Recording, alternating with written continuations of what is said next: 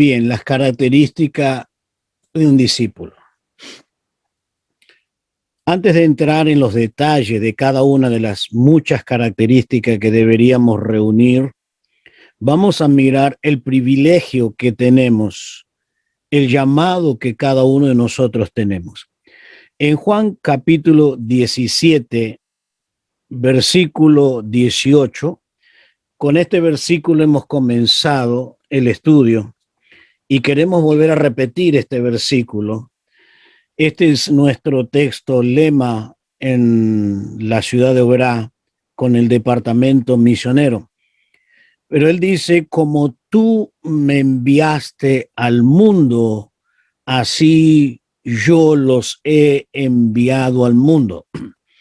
En dos ocasiones aquí en este texto Jesús repite la palabra enviado. Esa palabra es apostoleo, que de ahí viene la palabra apóstol. Ahí viene la palabra apóstol. Entonces, esa palabra quiere decir un verdadero apóstol, un enviado. Entonces, todos nosotros somos enviados, pero una cosa interesante también, no solamente que soy un apóstol como enviado, y vuelvo a insistir, no el ministerio apostólico, sino el hecho representativo, a quien yo represento. Y no tenemos que considerar menos que esto. Por ejemplo, aquí en este texto está diciendo como tú, o sea, el Padre, él está orando en este capítulo 17, muy interesante, que en el capítulo 17 el Señor Jesús ora y tiene tres direcciones su oración.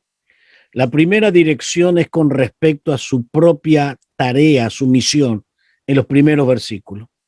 Luego deja de orar por él para orar por los apóstoles, los que continuarían la obra y todo lo que van a continuar en la tierra. Y luego deja de orar por los apóstoles para orar por los que han de creer por medio del mensaje apostólico. Entonces la oración del capítulo 17 tiene tres partes. Primero ora por él, segundo por los apóstoles y luego los que han de creer en el mensaje apostólico. Y entonces el Señor dice, como tú, o sea, Dios, me enviaste, así yo lo he enviado. Y aquí no hay ningún privilegio, ninguna persona en particular. Así como el Señor fue enviado, tú y yo somos enviados. Entonces, somos enviados. No hay nadie quien queda fuera. Y yo quiero que usted se mentalice en esto y que vayamos cambiando de mentalidad, de valores, de principios y objetivos. Mira lo que acabo de decirle, de valores, de objetivos y de principios, porque si nosotros estamos equivocados, vamos a seguir equivocados y vamos a hacer cosas erradas. Pero yo tengo que creer que como Jesús fue enviado, yo también soy enviado, usted también es enviado. No hay nadie quien queda fuera de esta tarea de ser enviado. De la misma manera que Jesús fue enviado, tú y yo somos enviados. En el arameo es Seleija, que significa un enviado, y esa palabra, el enviado, es aquel que tiene una misión, es aquel que representa a una nación, a alguien. Entonces, como enviado, yo estoy representando el reino de Dios en la tierra. Usted es un representante del reino de Dios en la tierra. Usted está transmitiendo el mensaje del cielo en la tierra. Usted está transmitiendo la sanidad divina en la tierra. Usted está transmitiendo la misericordia de Dios en la tierra. Usted y yo somos los representantes de todo lo que Dios quiere hacer en la tierra. Pero no hay privilegio, no hay persona quien lo hace y quien no lo hace. No, no. Todos lo debemos hacer. En la iglesia, uno de los graves problemas, o prácticamente el problema número uno en la iglesia, es por la falta de actividad de los miembros. Entonces, lo único que queda es pelearnos, discutir. ¿Por qué? Porque no tienen actividad, no tienen compromiso, no tienen responsabilidad. Entonces, al no tener responsabilidad, compromiso, lo único que queda es hacer cosas que no convienen. Pero realmente el cuerpo de Cristo, yo siempre he tenido este concepto del cuerpo de Cristo. Dos cosas. Número uno, en el cuerpo de Cristo, todos los miembros tienen vida. No hay ningún miembro sin vida. Todos los miembros que hacen parte del cuerpo de Cristo tienen vida. Pero la segunda cosa, todos los miembros del cuerpo de Cristo tienen una actividad. Entonces, si usted es un miembro del cuerpo de Cristo, tiene vida. Pero en segundo lugar, usted tiene una actividad, una función que cumplir. Dentro del cuerpo de Cristo no hay miembros muertos, hay vida. Entonces, somos los representantes y la primera cosa que vamos a llevar es el mensaje, el evangelio. Somos los emisarios, somos la boca de Dios en esta tierra. Bien, entonces usted y yo somos el llamado, en este caso, en el llamado es individual y soberano. Todos tenemos el soberano llamado de Dios. Yo quiero que usted se detenga, por favor, aquí. El llamado es individual, es personal y es soberano. Dios elige en su sola voluntad o en su soberanía a cada uno, primero, darle un don, darle un ministerio, darle una función. Yo he dicho ayer que el discipulado no es un don, es obediencia, es obedecer. Pero aparte de obedecer para cumplir la función del discipulado, yo y usted, por la misericordia de Dios, tenemos dones de Dios. Y tenemos muchos textos para confirmar esto. Y yo quiero simplemente mencionarle algo que para mí me parece una de las cosas más fascinantes de las Escrituras, más extraordinario. Allí en Efesios 4, en el versículo 7 dice que el don de Cristo, el don de esa gracia, tiene que ver con nosotros para salvarnos. Pero luego en el versículo 8 dice que Él dio a los hombres dones. Usted va a notar que en el versículo 7 Él usa el don, la palabra don, en singular, mientras que en el versículo 8 la usa en plural. ¿Por qué una palabra en singular y otra en plural? En singular porque habla de un don y un único don, que es el don de la gracia o el don de la salvación. Pero luego lo usa en plural, dones. Es la cantidad de dones que Dios tiene misericordiosamente para todos los salvos. A cada uno Dios en su soberana voluntad nos dio dones. Pero ahí viene lo interesante ahora, porque luego de especificar don y dones, él especifica de la gran victoria de Cristo sobre la resurrección de los muertos. Entonces él dice que todo aquel que cree en la resurrección de Cristo tiene un don. Entonces usted, si realmente cree que Cristo resucitó, si usted cree, usted tiene un don. Usted tiene un don de Dios. Dios le ha dado a usted un don. Ahora, el asunto es, en primer lugar, que lo descubra. Y en segundo lugar, usarlo para la gloria de Dios. Entonces, el enviado es por la autoridad del Espíritu Santo. Él es el que nos va a ayudar. Usted no piense qué va a ser de mí, yo tengo miedo, voy a fracasar. No, no, no. Dios no se vale o no usa su capacidad. Es la capacidad sobrenatural dada por el Espíritu Santo para que usted testifique con autoridad y con el respaldo divino, el Espíritu Santo.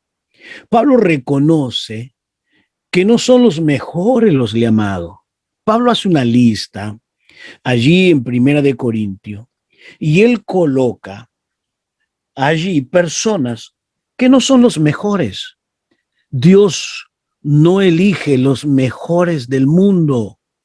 Dios no elige con grandes capacidades, elocuencias, con grandes teología y profundidades de las escrituras. No, Dios elige lo que humanamente nos sirve, lo que humanamente es despreciado. Y mire lo que dice el apóstol Pablo en Primera de Corintios capítulo 1, versículo 26 al 28. Dice, pues mirad, hermanos, vuestra vocación. Esa palabra vocación tiene mucho que ver con la elección para la salvación. Entonces esa palabra vocación es el llamado divino. Y entonces dice, no sois muchos sabios. Primera cosa, Dios no elige a sabios, o sea, de este mundo, sabio de este mundo. 2, según la carne. 2, ni muchos poderosos. 3, ni muchos nobles. Dios no eligió a estas tres categorías, no. Estas tres categorías los cristianos no la tienen. Y él le dice, sino que lo necio del mundo escogió Dios para avergonzar lo sabio. Lo débil del mundo escogió Dios para avergonzar lo fuerte. Y tercero, lo vil del mundo y lo menospreciado escogió Dios. Y lo que no es para deshacer lo que es. Aquí le da las 5 características de esas personas llamadas por Dios. Y usted está dentro de esa lista, usted está ahí. Somos parte de esos llamados, somos parte. Por eso no mengue la gracia de Dios, no mengue la victoria de Cristo en el Calvario, no mengue la resurrección de Cristo, porque si Cristo resucitó, usted tiene un don de Dios y usted, sea lo que fuera, pero usted es un llamado de Dios. Pero yo quiero hacerle mención de una de estas 5 cosas.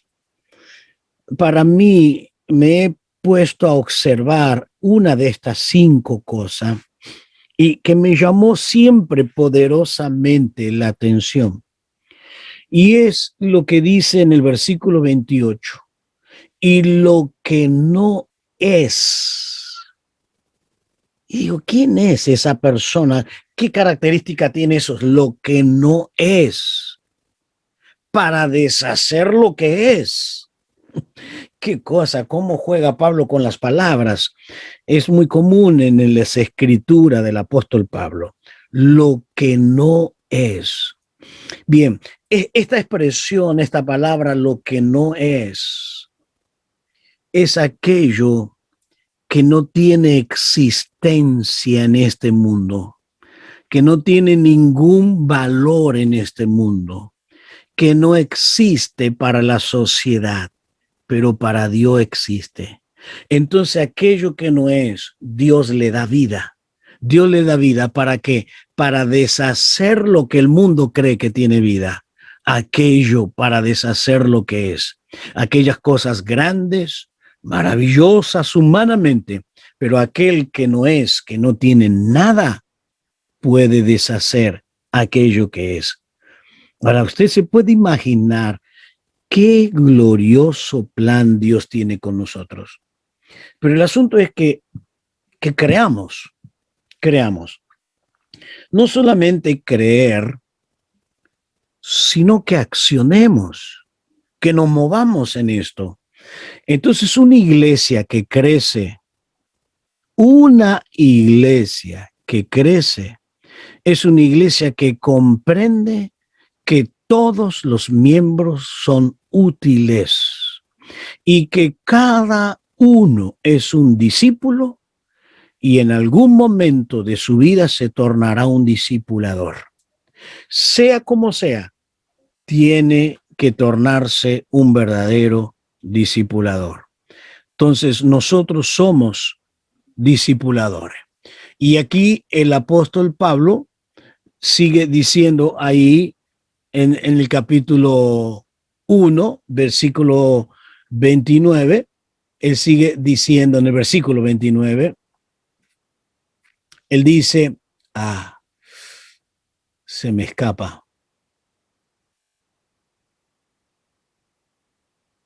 Bien, él sigue diciendo que aquellas cosas que no sirven, que no tienen vida, son las que Dios ha colocado y que Dios misericordiosamente ha dado ese precioso privilegio. En el versículo 29, a fin de que nadie se jacte en su presencia. No tienes por qué gloriarte. Y en el versículo 30, mas para él estáis vosotros en Cristo Jesús, lo cual ha sido hecho por Dios, sabiduría, justificación, santificación y redención. No estamos haciendo una exégesis de los textos ni tratando de estudiar, simplemente ver a quién Dios eligió. Pero es muy digno de tomarnos un tiempo para observar lo que está diciendo en este versículo 30. Mas por él, ¿por quién? Por Cristo Jesús, por medio de él, tú que no valías nada, tú que no tenías valor, ¿qué es lo que hizo por mí? El cual nos ha sido hecho. No es que yo hice, él nos hizo hecho por Dios. ¿Qué fue lo que hizo en mí? 4 cosas. 4 cosas. Sabiduría, justificación, santificación y redención. Quiero que comencemos de atrás para adelante. Esto es muy común en Pablo. Comenzar de atrás. Primero somos redimidos.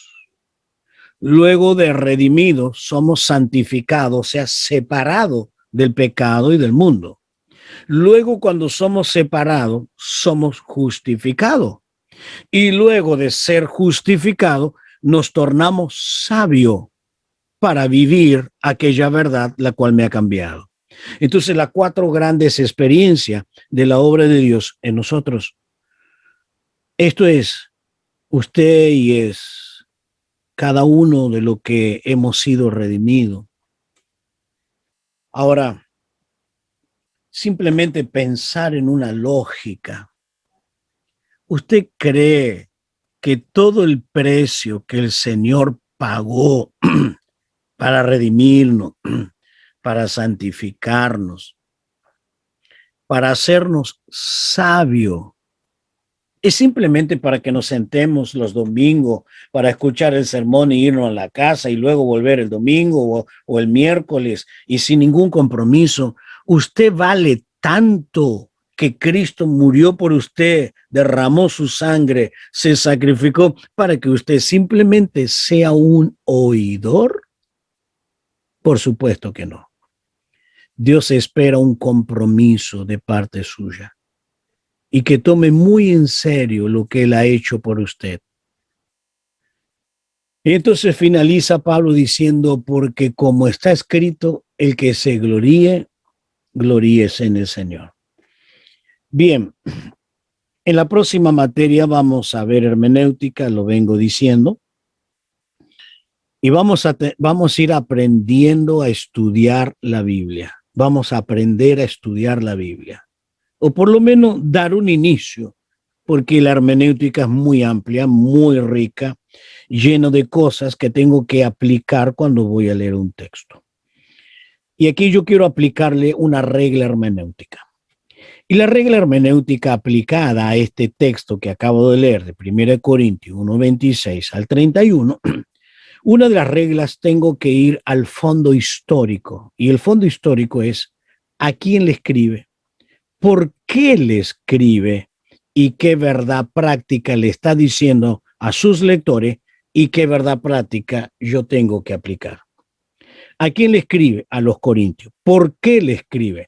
Le escribe porque estaban los gnósticos, estaban siendo bombardeados y jamás creían los gnósticos que se podría llegar a salvar alguna persona que no tenga conocimiento, que no tenga la autosuperación, es llegar y elevarse al conocimiento máximo, esas podían salvarse. Entonces Pablo le escribe a los corintios, están con un problema que se metió en la iglesia los gnósticos, y entonces Pablo le está respondiendo y le está diciendo, esto es errado, equivocado. ¿Y cuál es la verdad práctica que le está escribiendo a los que reciben esta carta? Le está diciendo, ustedes fueron salvos, pero no tienen nada de qué gloriarse. Los gnósticos se glorían permanentemente, pero ustedes no.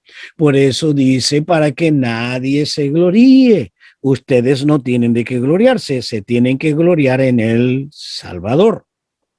Y ahora viene la parte práctica para nuestro día. Usted no puede aplicar para nuestro día la Biblia si usted no entendió lo que quiso decirle para aquel tiempo. Entonces, ¿qué le quiso decir? Lo acabo de explicárselo. Se lo está diciendo como respuesta a los gnósticos y no tenemos de qué gloriarnos. Ahora, ¿qué parte práctica tengo yo? La parte práctica sigue la misma lección, la misma verdad espiritual. ¿Y cuál es la verdad espiritual? No tengo de qué gloriarme. Esa regla espiritual permanece hoy y siempre. No tenemos nada de qué gloriarnos. Cristo nos rescató. Y si Él nos rescató por su gracia. Observemos que el Señor Jesús, Él no llamó a ningún religioso, Él no llamó a un rabino, Él no llamó a personas elocuentes, Dios no llamó a un sacerdote, Dios no llamó a alguien del Sanedrín, del saduceo o de los fariseos. No, no llamó a nadie de eso. No lo llamó ni siquiera de la alta élite de Jerusalén, porque ahí estaban las grandes escuelas teológicas, los grandes maestros. No, no, no llamó a nadie de Jerusalén. Va y escoge lo peor de lo peor, Galilea. Él elige lo peor de lo peor. Ahora, dicho todo esto, lo que le acabo de explicar desde el inicio, simplemente mirando a quién Dios elige, realmente debemos por qué o tenemos por qué darle gracias. Y tendríamos que mirar también el contexto de la vida de cada uno de los discípulos. No solamente lo peor de lo peor en el conocimiento, sino también en su historia. En su historia. Cuando miramos que el Señor Jesús pasa por Galilea y encuentra a uno sentado en el banco de los tributos, que es llamado Mateo, le dice, sígueme. Él deja todo y le sigue. Pero también llama a uno que se llama el cananita, o mejor dicho, no se llama, porque no es un nombre. El cananita es un partido político, es un partido revolucionario contra Roma. Entonces imagínese, él elige a un levita, a un cobrador de impuestos y a un cananita, dos enemigos, dos terribles enemigos. Pero él lo elige, los instruye, lo prepara y los usa. Humanamente es imposible de conciliar porque hay dos mentalidades opuestas, pero Dios lo elige. Y así es también con nosotros. Esto es lo que el Señor hace con nuestra vida. Y bueno, la consecuencia, las evidencias sobrenaturales de predicar el evangelio, los milagros, el respaldo divino, todo lo que Dios hace, es una manifestación de Dios. Es una manifestación divina. Yo no hago nada. Yo simplemente creo, oro y Dios responde. Creo, predico, Dios responde. Usted, mi querido hermano, es un misionero. Es un representante del reino de Dios en la tierra. Usted es un misionero. Los llamados por Jesús primero tuvieron que ser discípulos, aprendiz. La palabra discípulo significa aprendiz. luego apóstoles, o qué quiere decir la palabra enviado o representante. Vuelvo a insistir, no le estoy hablando del ministerio apostólico, no le estoy hablando de los ministerios, sino la esencia de la explicación de la palabra, de la palabra. Entonces, somos llamados para esto, cada uno de nosotros. Practíquelo, hágalo, porque es lo que el Señor Jesús nos dejó. Bien, entonces vamos a ir aquí en el Evangelio de Lucas, en el Evangelio de Lucas capítulo 6, versículo 13, dice lo siguiente, Lucas 6:13, el Señor lo elige en su gran bondad y Él les concede ese glorioso privilegio. Cuando era de día, llamó a sus discípulos y cogió a 12, a los cuales también llamó apóstoles. Pero acá es el texto que yo quiero remarcarles y quiero que observemos aquí el texto. Juan capítulo 15, versículo 16. El Señor está en la última noche. El Señor se reúne en la última noche. Aproximadamente Él está entre 4 o 5 horas con sus discípulos, según mi conclusión. Él llega a la tardecita en el aposento alto con los discípulos, él y sus discípulos, y va a darle el gran sermón de despedida, el gran sermón. En ese sermón de despedida, que Juan se dedica a escribirlo detalladamente, ningún otro evangelista nos da los detalles, pero Juan sí. Y Juan comienza a relatarnos los acontecimientos de esa última noche, del capítulo 13 al capítulo 18. O sea, el 13, el 14, el 15, el 16, el 17. Estos 5 capítulos, noten ustedes que el Evangelio de Juan tiene 21 capítulos. 21 capítulos tiene Juan.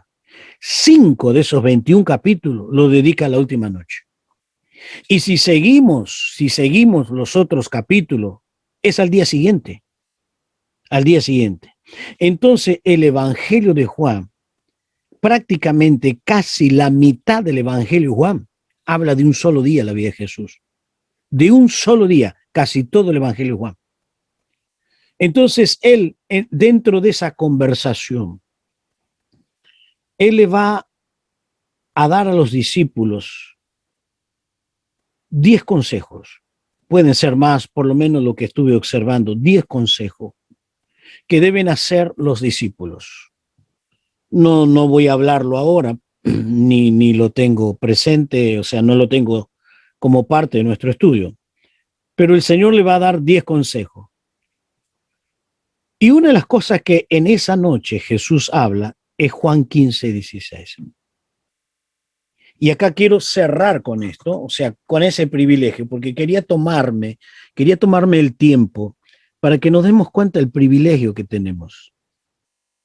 El gran privilegio que tenemos de ser salvo, de ser elegido, y no solamente para ser salvo, sino para un propósito en esta vida. Y en ese propósito representar el reino de Dios y transmitirlo. No importa cuántas personas, pero debemos hacerlo. Ahora, ¿qué le dice Jesús? Acompáñeme en esta lectura porque es muy interesante lo que le está diciendo Jesús. Esa noche es muy profunda esa conversación que abarca estos 5 capítulos. Dice, no me elegiste vosotros a mí. Primera expresión. Y eso tiene mucho que ver con el lado histórico de aquel tiempo. Y ya se lo voy a explicar. ¿Por qué Jesús le dice, no me elegiste? Sino que yo os elegí a vosotros. Y os he puesto para que vayáis y le veis fruto. Ahora, ¿para qué yo soy elegido? ¿Para qué Dios me ha elegido? Para que lleve fruto. Y no es un fruto temporario, sino fruto que permanezca. Ese fruto debe permanecer para siempre. y vuestro fruto permanezca para que todo lo que pidiere al Padre en mi nombre os lo dé. Entonces, en este versículo hay una posición de privilegio y hay un resultado consecuente. Se lo repito. En este versículo hay una posición de privilegio y hay un resultado consecuente. La posición de privilegio que Él me colocó. Él primero me eligió y me colocó. Me elige y me coloca. Y el resultado consecuente de permanecer fielmente y servirle es que tengo respuesta a mi oración. Él me va a responder. Pero empecemos con la parte inicial de este versículo. En el versículo dice, no me elegiste vosotros a mí, sino que yo os elegí. En los tiempos de Jesús había muchos, pero muchos maestros.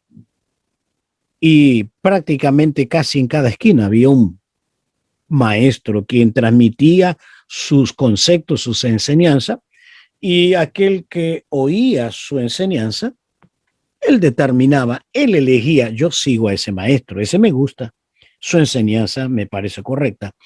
Normalmente, cotidianamente, el que elige al maestro es el discípulo. Esto era normal, era muy normal en ese tiempo. Entonces, por eso Jesús le dice, no me elegiste, ustedes no me eligieron a mí, sino que yo os elegí a vosotros. Y esto es claro, usted no eligió al Señor, Dios lo eligió a usted. Dios nos eligió a nosotros. Y tenemos ese privilegio de que Dios haya puesto su mira en nuestra vida. Yo jamás voy a olvidarme, algunos hermanos ya habrán escuchado esto que yo he contado, pero yo no puedo olvidarme cuando estaba por ir al África. Era mi primera vez que iba a ir al África, después fui varias veces más, pero estaba por ir al África.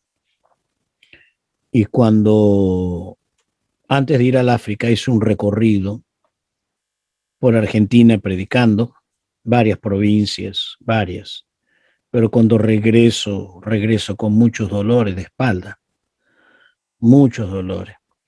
Y un médico cristiano me viene a atender, llamamos, y él me dice que tenía una gran neumonía y que no podía predicar, tenía que quedar en cama, hacer reposo, etcétera, etcétera. Estaba en una gran, pero gran neumonía. Y en medio de esos días de dolores, muchos dolores, me, me pongo a leer mi Biblia y leo el Salmo 8, muy conocido, el versículo 3 y 4, cuando el salmista dice, cuando veo los cielos, las estrellas que tú formaste, digo que es el hombre para que tenga de él memoria y el hijo del hombre para que lo visites. Y me llamó la atención esos versículos. Pero sobre todas las cosas me llamó la atención el término memoria. Y dice ahí, ah, para que tengas de él memoria, memoria. Entonces me levanté de mi cama y me fui a mi biblioteca y fui a mirar qué significa en hebreo memoria. ¿Qué significa en el término hebreo memoria? Y el término hebreo memoria significa tenerlo constantemente presente, sin olvidarse ni un solo instante. Para mí fue muy grande esto. Realmente fue una palabra de sabiduría de Dios. Una palabra de sabiduría de Dios. Esa palabra que Dios te da y que te ilumina y que te trae una solución, una fe, una actitud presente y futura. Para mí fue una palabra de sabiduría. Entonces, allí yo reaccioné. Yo estoy en la mente de Dios. Entonces comencé a pensar, lógicamente el espíritu era, de que si yo estoy en la mente de Dios, yo estoy en la mente de Dios antes de que Dios formara todo.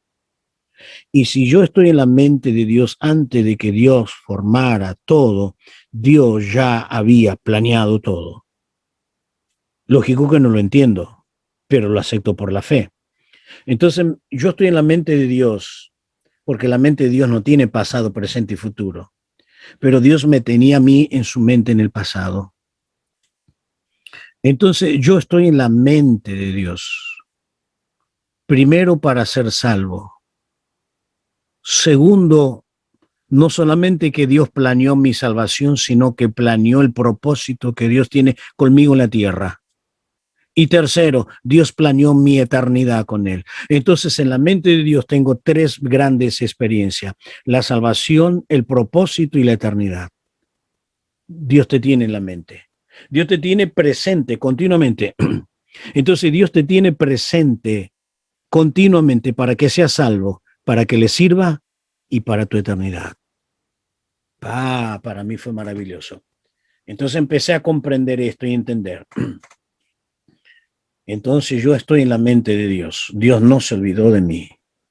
No, Dios no se olvida de ti. No quiere decir que Dios se acuerda de mí cuando me va bien y cuando me va mal se olvida. No, en todo momento Dios me tiene presente. Pero fue más todavía. Aquella administración fue muy particular. ¿Por qué? Porque el Salmo dice: cuando veo los cielos y las estrellas que tú formaste.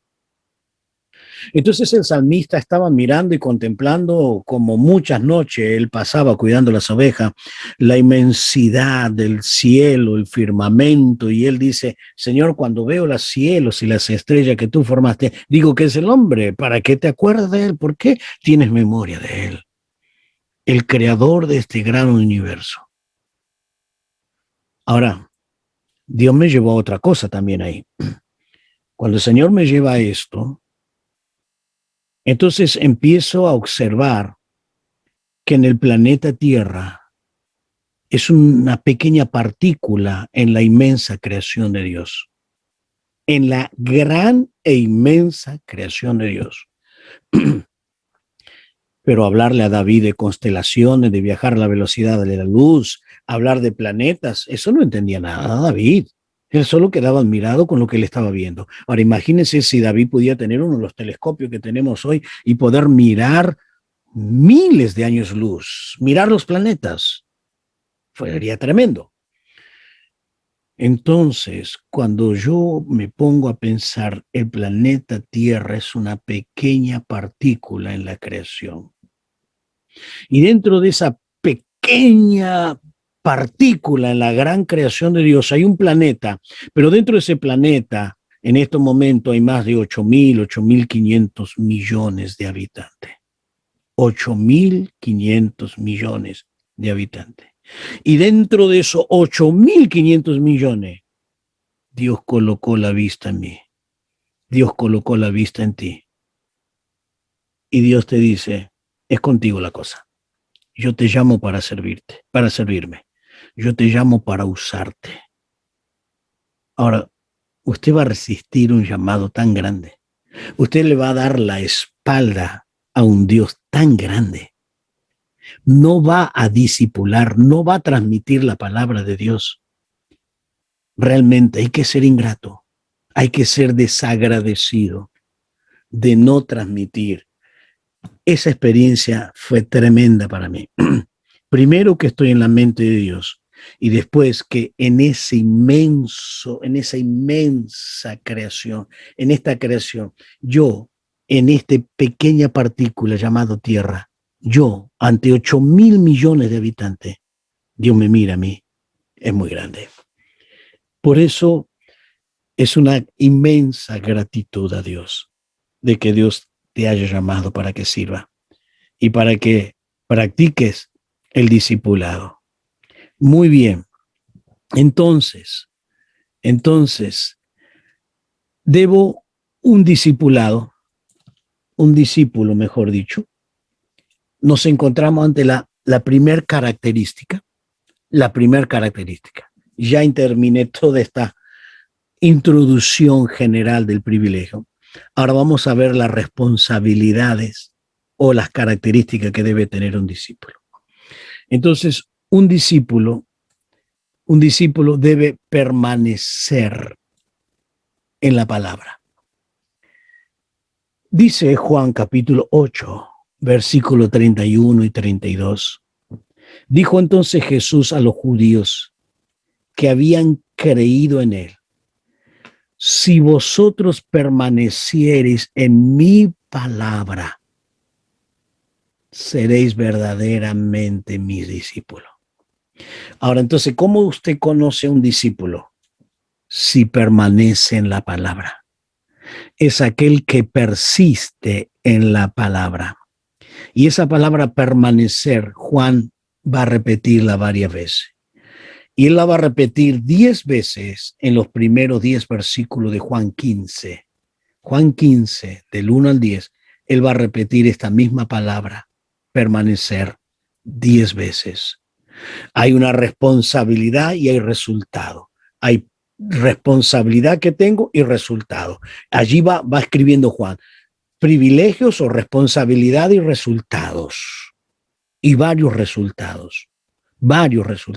Pero aquí en este texto me dice que yo debo permanecer. Y estudiando esta palabra permanecer es estable, inamovible. No importa las circunstancias, sino permanecer. Porque hay momentos que hay tormentas, hay duras pruebas, duras dificultades, pero si permanecemos, es una de las identificaciones de un verdadero discípulo. Noten que dice discípulo, no creyente. Seréis verdaderamente mi discípulo si permanecemos. Y el versículo 32, y conoceréis la verdad, y la verdad os hará libre. Yo no puedo simplemente aplicar las verdades del versículo 31. Siempre tenemos que leer el contexto de lo que me está diciendo un versículo. Y el contexto de leer el versículo anterior, versículo posterior, a dónde comienza un tema y dónde lo termina, pero en el versículo 32, 31 no termina, porque dice ahora, y conoceréis la verdad. Entonces un discípulo va a conocer, y ahí está la palabra interesante, conocer. Y esta palabra conocer es experimental, es una experiencia que yo tengo con la verdad, es una experiencia práctica, no una información, sino una experiencia práctica. ¿Y cuál es el resultado? Me hace libre. Entonces, cuando conozco esa verdad, produce un efecto, y ese efecto es libre, y ese libre es permanente, continuo. Qué privilegio. Entonces, el primer privilegio o la primera responsabilidad que yo tengo para ser un verdadero discípulo, yo tengo que permanecer en la palabra. Entonces, ya hemos visto una condición. Ahora, la otra condición, yo le digo que hay muchas condiciones, pero que son reglas fundamentales para nuestra vida. Y aquí yo he colocado una condición más, y que es el amor, y esto es tremendamente desafiante, difícil, pero el discipulado tenemos que tener mucho amor para quien discipulamos o para quienes estamos sirviendo. En Juan capítulo 13, versículo 35, y en esto conocerán todos que sois mis discípulos, si tuvieres amor los unos con los otros. ¿Cómo van a reconocerme que soy un discípulo de Cristo? Si tengo amor uno por el otro. Usted puede buscar en su Biblia, que quisiera que me acompañe en ese texto, en esa lectura. Allí en Juan capítulo 13, quiero remarcarle, Cristo es nuestro ejemplo, y dice en el versículo 1, Juan 13:1. Antes de la fiesta de la Pascua, sabiendo Jesús que su hora había llegado para que pase de este mundo al Padre, como había amado a los suyos que estaba en el mundo, los amó hasta el fin. Hemos dicho que Jesús es nuestro ejemplo y aún en esto es nuestro ejemplo. Jesús sabía que iba a pasar de este mundo para lo eterno. Pero observemos la segunda parte de este versículo, cómo había amado a los suyos que estaban en el mundo. ¿Quiénes son los suyos? Los discípulos. Los discípulos. ¿Y hasta cuándo el Señor amó a los discípulos? Hasta el fin. Y la pregunta es, ¿a quién amó hasta el fin el Señor? A los suyos. Amó a un Pedro que le negó. Amó a un Judas que lo traicionó. Amó a cada uno de los que se fueron a pescar. Amó a cada un Tomás que era incrédulo, que no creía que había resucitado. Sí, todos ellos. Todos ellos, a pesar de que lo abandonaron, lo dejaron. Y se cumplió lo que le había dicho, el pastor de las ovejas va a ser herido y ustedes van a ser dispersados, pero no dejó de amarlo. Esta es una de las características de un verdadero discípulo. Ahora, esto, hermano, no se logra con 2 o 3 meses de cristiano. Esto se logra renunciando, viviendo y practicando el evangelio. Esto no se logra simplemente decir yo te amo, sino estando dispuesto a amar, cueste lo que cueste. Por eso el amor nuestro debe ser el amor de Cristo.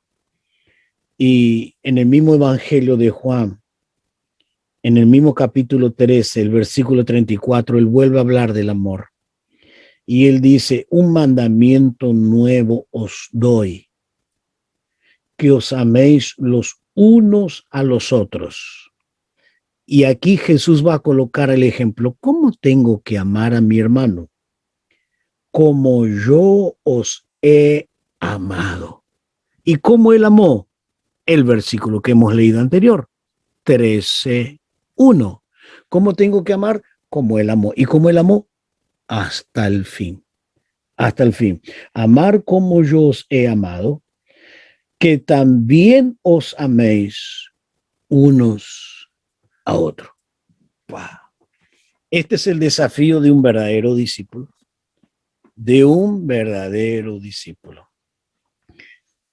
Ustedes saben que hace muchos años y más de 60, no tal vez 60 años, no recordaría bien la fecha, 4 misioneros vinieron a las selvas ecuatorianas y en las selvas ecuatorianas se empezaron a comunicar con los indígenas y después de darse cuenta que podían predicarle el evangelio, ellos solamente se comunicaban con avión, le daban cosas, le traían cosas, pero no personalmente, porque con esta tribu no tenían comunión. Pero cuando ellos creyeron conveniente, descendieron de su avión y empezaron a tener comunión, pero los 3 misioneros fueron matados. Los 3 misioneros fueron matados. Ahora, el duro dolor de las esposas que estaban en el campo misionero tenía que confrontar. Ellas confrontaron la lucha y continuaron predicando el evangelio. Uno de ellos tenía un hijo muy pequeño que creció con ese recuerdo.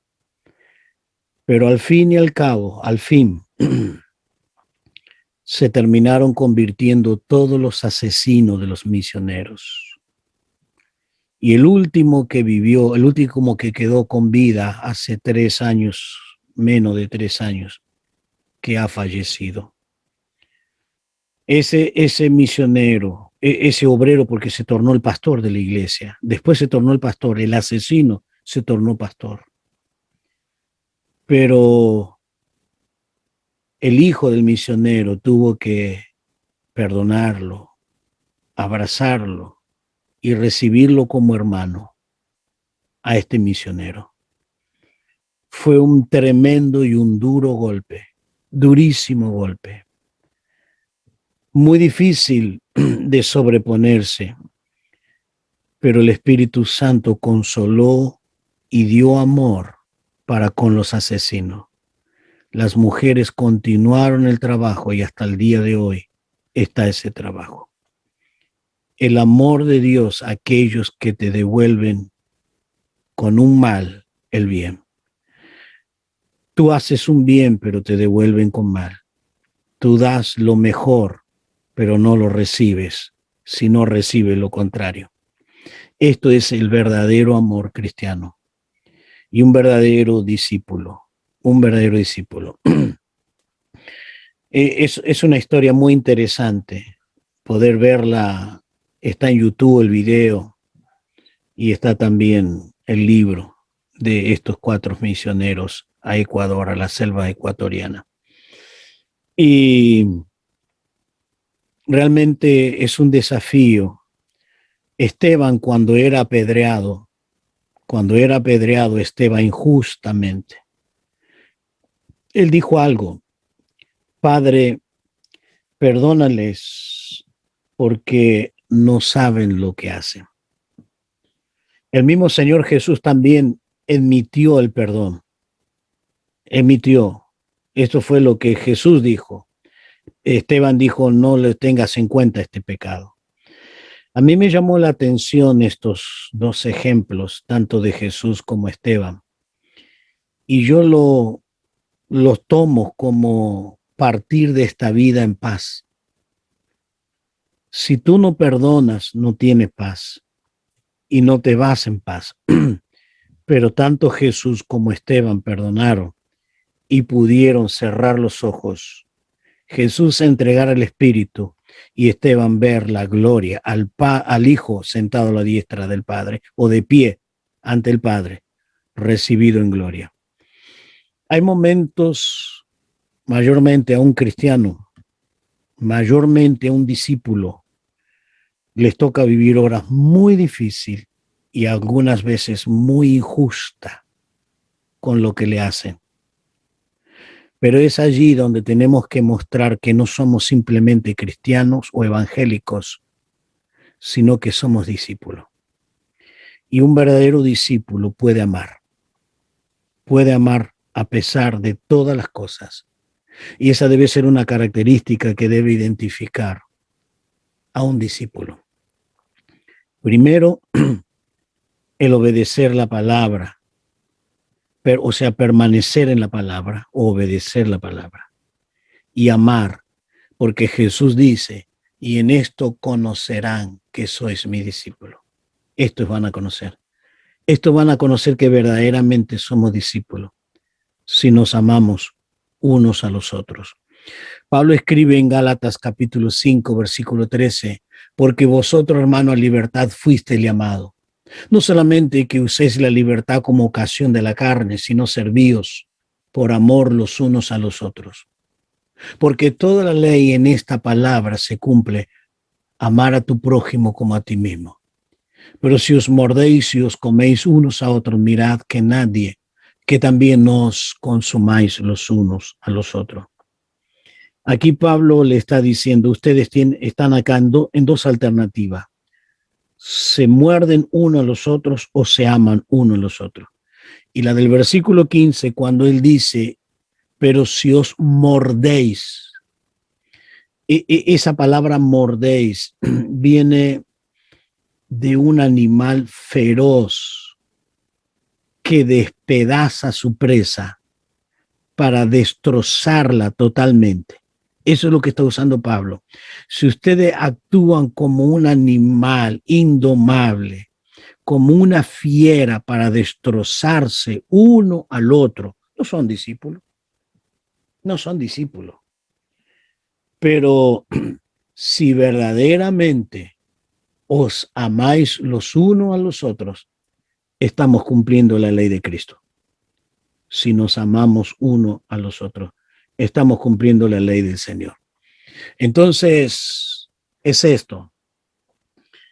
Y tenemos el gran ejemplo del buen samaritano. También cuando estudiemos el mes que viene, vamos a ver si podemos llegar a tocar cómo estudiar una parábola y cómo muchas veces se malinterpretan las parábolas y se le hace decir lo que ella no está queriendo decir. Pero la parábola del buen samaritano, si usted mira al principio y mira al fin, se va a dar cuenta, sin leer la parábola, se da cuenta cuál es el tema. Y el tema es, ¿quién es mi prójimo? ¿Quién es mi prójimo? Entonces, el Señor le pregunta, ¿quién realmente fue ese prójimo bondadoso y amoroso? Es aquel que no pasó por alto.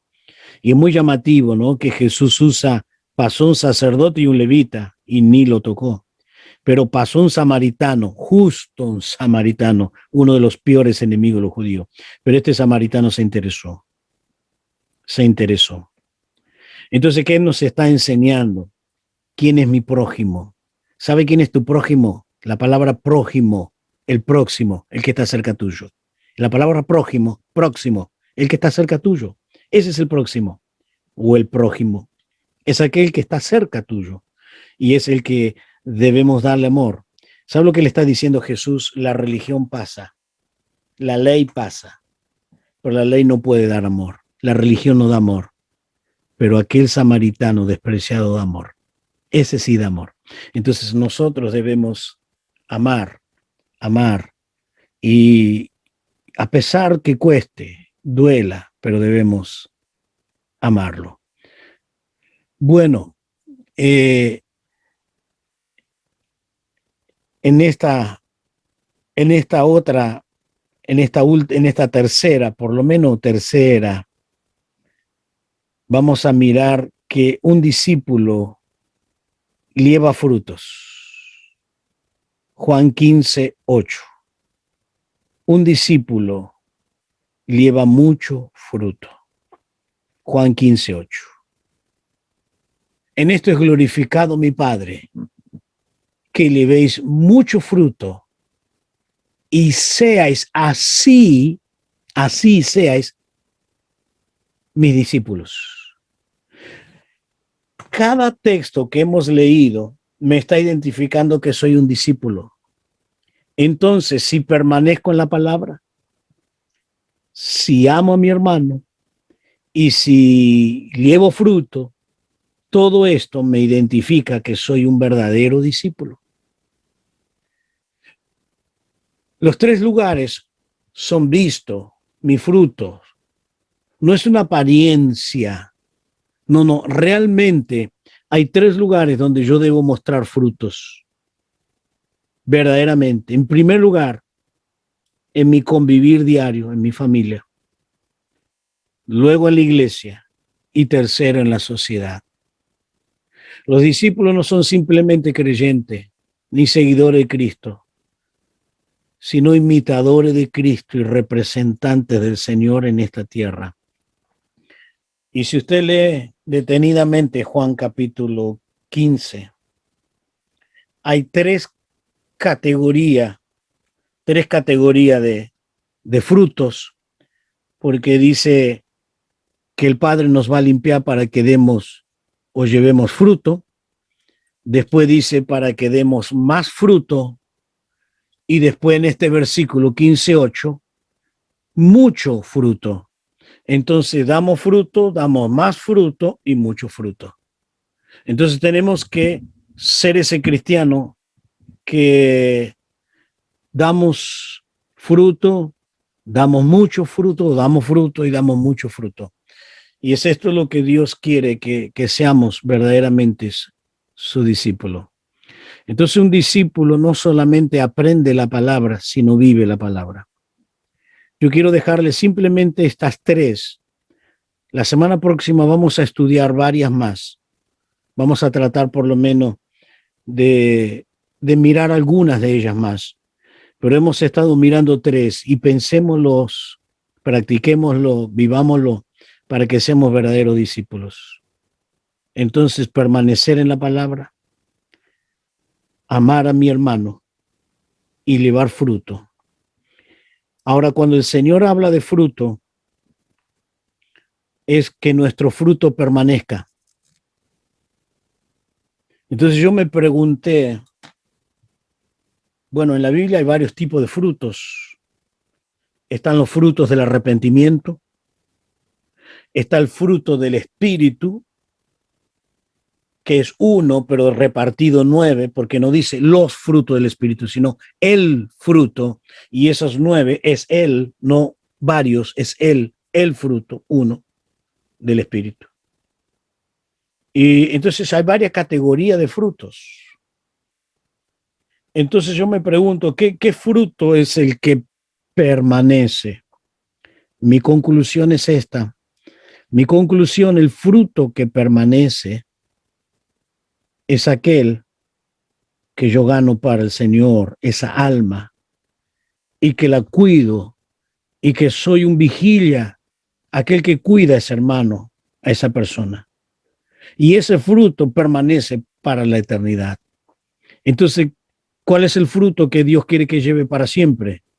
El de ganar almas. Ser un ganador de almas.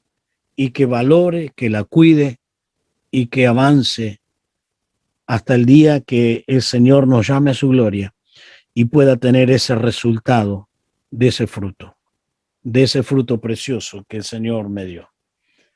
Bueno, hermano, estos son las identificaciones de un verdadero discípulo.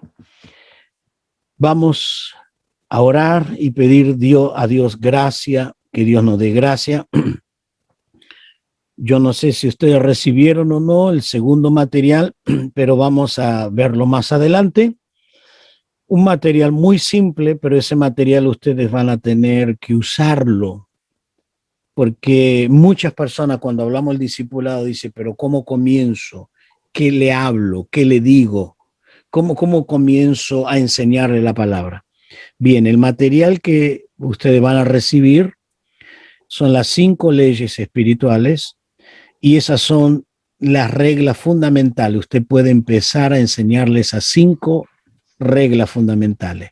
Entonces ahí usted empieza a discipularle, mostrarles esas 5 leyes, las que les va a usted dar una guía, cómo discipular a alguien. Entonces usted sabe que estamos tocando el discipulado. Todo es bueno, fundamento, tengo que ser un verdadero discípulo con sus características. Ahora viene, ¿cómo llevo a la práctica? ¿Cómo voy a llevar a la práctica? Bien, entonces el segundo material es cómo llevar la práctica a un verdadero discípulo. Oramos, Padre, muchas gracias nuevamente por esta noche. Te pido que bendiga de una manera muy especial a mis hermanos. Bendice sus vidas, dale gracia y ayúdanos a valorar esto tan importante y tan grande, Señor, como el discipulado. Ayúdanos a practicar y poder ir creciendo en esto, creciendo y creciendo. Para esto tenemos que dedicarnos, esforzarnos, tomar tu palabra, aprenderla, enseñarla, pero ayúdanos, Señor. Te lo pido, Padre, que las iglesias verdaderamente hagan discípulos. En el nombre del Señor Jesús oro. Amén.